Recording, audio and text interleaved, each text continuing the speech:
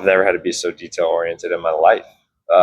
And you have to be, because like a fat finger on another zero on some number is like 10 times the amount. If it went from like 10 to 100 or 100 to 1,000 or 100,000 to a million of whatever that was, that's not good.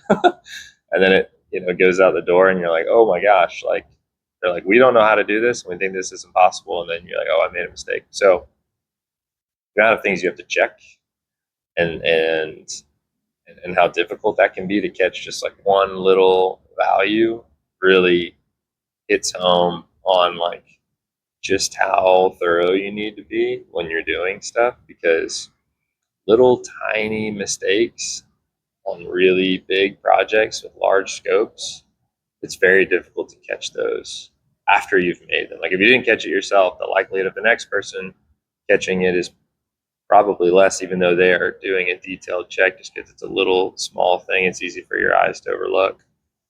So being very thorough, very detail oriented, is very important. And now I am more that way in my life too, for better or for worse. I'm more that way in my life and other things, which sometimes is appreciated by my wife and family and friends, and sometimes it's not.